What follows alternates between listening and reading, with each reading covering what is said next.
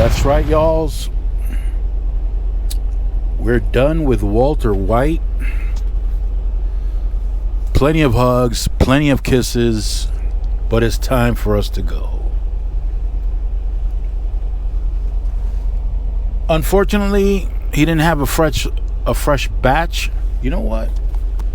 I better get rid of this gum. Me with the gum. I'm always with the gum. Better get rid of this gum. I'm just waiting for the air pressure to build up so we can get up out of here. Albuquerque, New Mexico. Fun times. So the previous video was done during the day. Actually, sometime around the morning. I think I finished the video close to 9:30 in the morning. Went straight to the delivery, and after I was done, it was time to go find a place to park, which is where I am now. When I arrived, I wasn't even close to being sleepy, so I wound up staying awake. By the way, you're in the Solomon Project, where it's not how much you make, it's how much you keep that counts. And I'm your host, Richard Burns. So a big problem that occurs with over-the-road drivers, you know, the guys that go from state to state. In my case, I go from the East Coast to the West Coast, from the North to the South. So all four corners of the country and everything in between. The deal, oh my goodness, I'm looking at the windshield. It doesn't matter how many times I clean it. I get bombed by insects.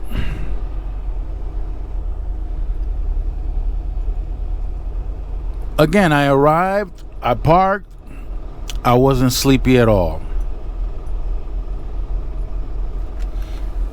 My next stop, which is the second stop on this load, is 6 hours away from where I'm parked right now. I'm exiting and I'm 6 hours away.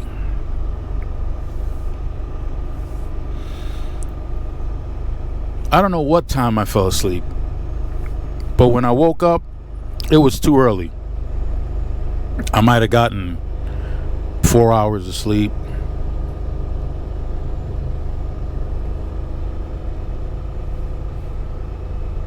I feel okay because I've been up for the past maybe 3-4 hours. 4 hours of sleep, been up 3 or 4 hours, and I got a 6-hour drive.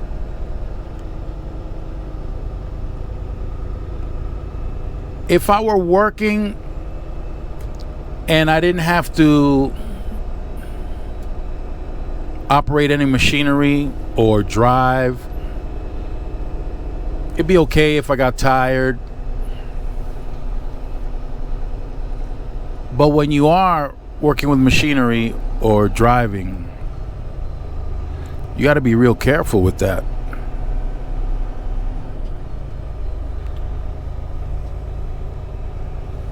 When you get drowsy and you're driving, you start making mistakes. And you don't want to fall asleep behind that wheel, because that can complicate lives. There's a coworker that, I think about 2 months ago. 2 months ago. Yeah, I think it was 2 months ago. Fell asleep. Luckily for everybody else that was around him, he wound up going into a ditch on the right. He was in the right lane, fell asleep, and went into a ditch on the right. Caused about anywhere between $40,000 and $50,000 worth of damage. But fortunately, he survived. He was alive. He wasn't hurt bad.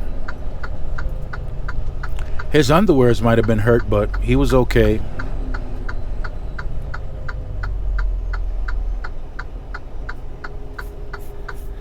But when your sleep pattern is off, things like that can happen, and they can happen easily. So that's the challenge. When you're a over-the-road truck driver, fatigue is your enemy. Probably your main enemy, fatigue. When you get tired, you should definitely pull over. Yeah, you're gonna feel the pressure of having to make your appointment on time. But what good is it if you try to make your appointment and you fail to make your appointment because you're waking up in a hospital somewhere, and as soon as you wake up, the cops walk in and start asking you a series of questions.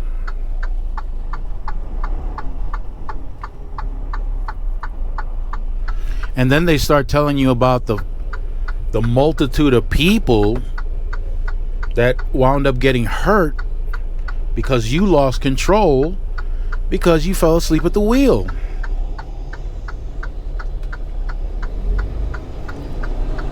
Not a good feel. Or let's say you rolled over because you were so tired, you misjudged an exit.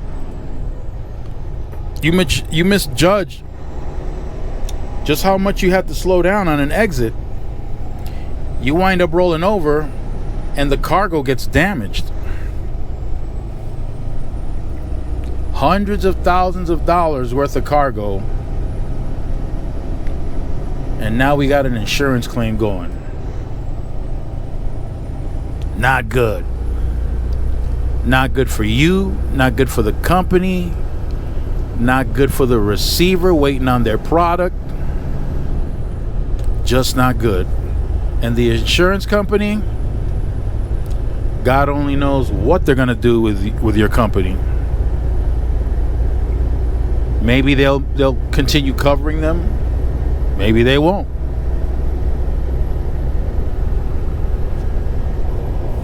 It'll definitely go on your driver's history.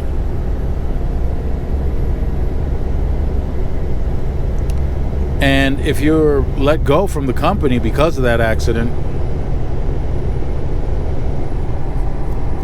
it's going to be extremely hard to find another trucking company that will take you. Extremely hard.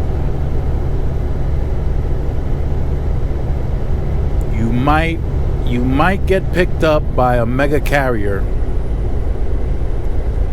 but you'll probably be making half the pay that you were making before that accident.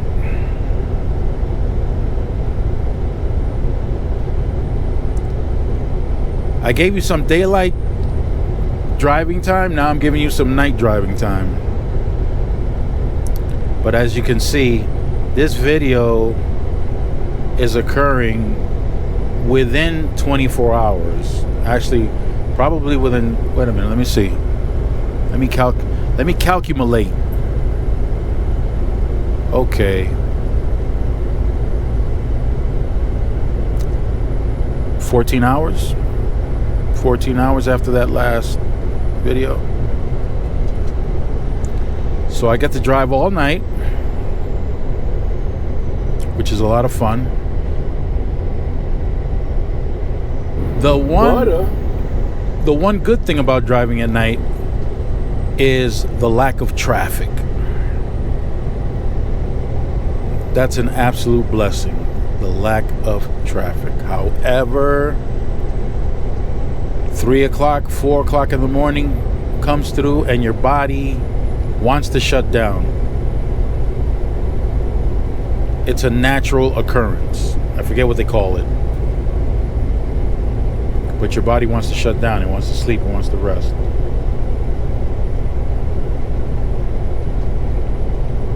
Fortunately, I have enough hours, and instead of an appointment, I have a delivery window.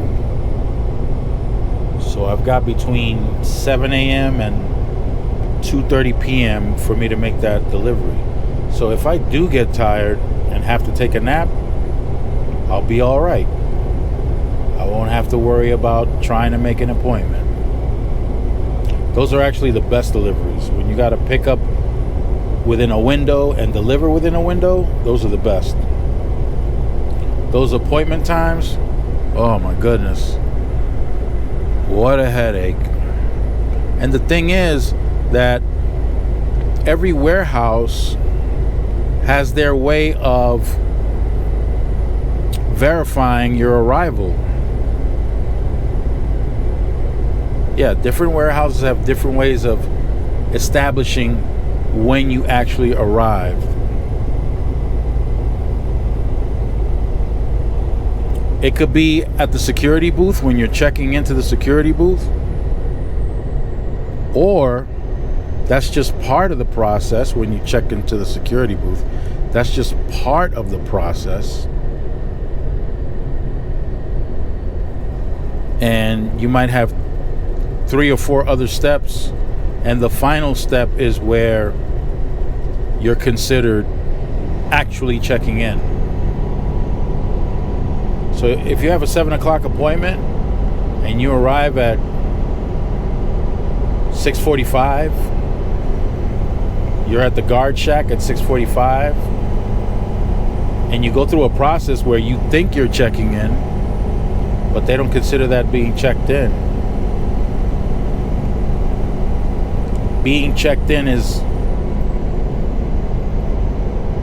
could be after you go to the window to check in again, receive a door, back into the door, and once the light on your dock goes from green to red, letting you know that your trailer's locked in, the dock plate is down, that on the paperwork, on your paperwork, that might be the time that they put in as you arriving. So if you got a 7 o'clock appointment, you arrive at 6:45, go through security. Security tells you where the receiving office is. You go to the receiving office, turn in your papers, fill out whatever paperwork they want you to fill out. Usually they want some information as to the trucking company name, your telephone number, the truck number, the trailer number, and your pickup number or whatever number that is. And once you're done with that, you turn that in. They give you a door. Back in. After you're done backing in, it's 7:10, and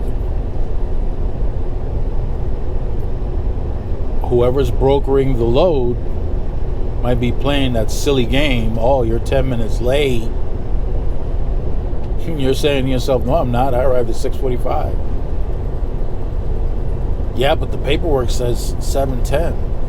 Well, the paperwork says something that occurred after a whole bunch of stuff happened after I arrived at 6:45. They don't care. For those 10 minutes, they might try to get slick and hit you with that $250 late fee.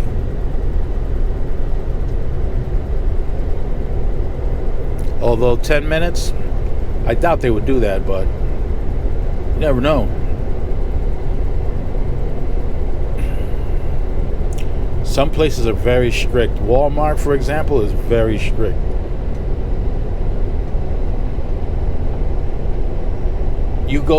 When you arrive at the guard shack, they will assign your door at the guard shack.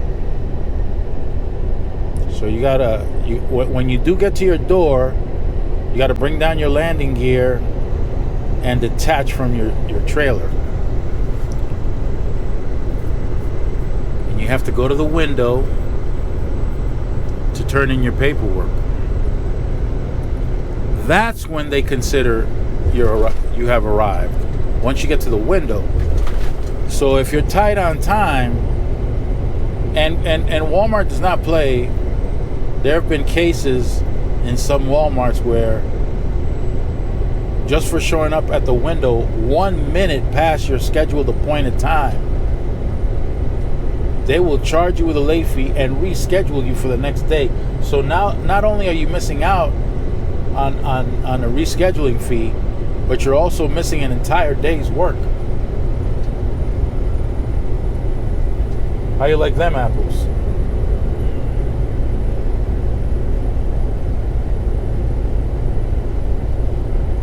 In that particular case, you're better off just going to the window, handing in the paperwork before you back into the door. And they might ask you, are you backed into such and such door? Just tell them, yeah, I'm there. Because the people who are going to go unload the trailers, they're not going to be ready for maybe 15, 20 minutes anyway. But at least you won't be considered late.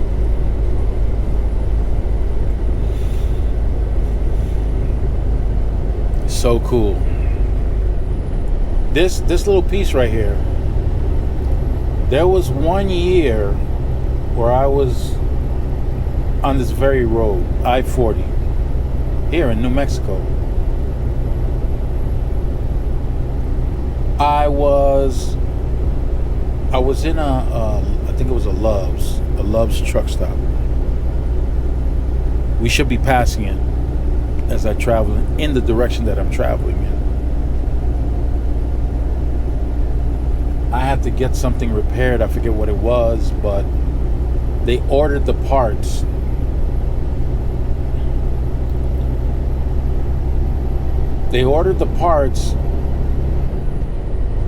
And it was taking forever.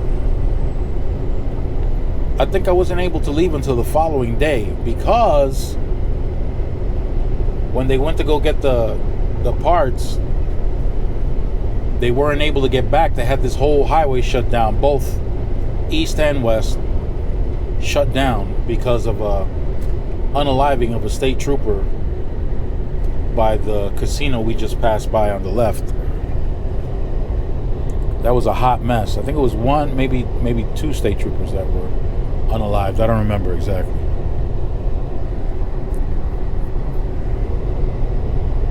Yeah.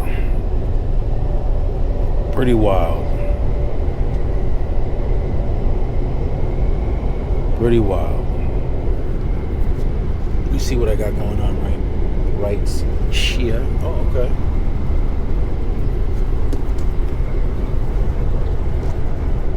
So here we go on our way to Arizona for stop number 2.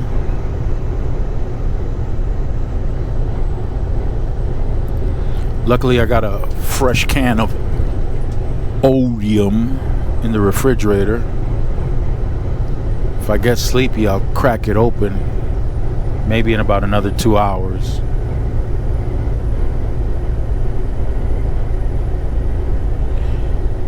So that's the deal, y'alls.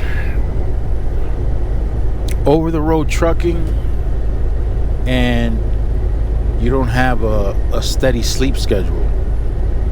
So things can get dangerous, and you have to listen to your body. If you're fatigued, pull over and rest. Yeah, dispatcher's gonna get mad. The broker is gonna get mad. Everybody's gonna be mad at you, but at least you and everybody else around you will be safer that way. Safety won't be mad at you. Now, the safety department won't get mad at you. If you were fatigued, you let them know. I was fatigued, pulled over, took a nap. You know, those 15, 20-minute power naps do wonders. But if you need to take a little longer, you take a little longer.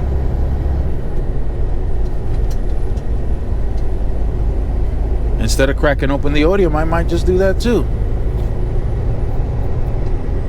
But with that, I'm gonna let you guys stay fresh and keep it profitable. Don't forget, keep an eye on the oil prices. Okay, we'll talk more later on. Later on, I'll figure out when. But we'll talk more about these circular business deals that are going on between these AI companies and these chip makers. So once again, stay fresh, keep it profitable, and I'll leave you with Kitty. Arabam Dacia, seviyorum çift kalem maça. Göremedi kimseden fayda, işler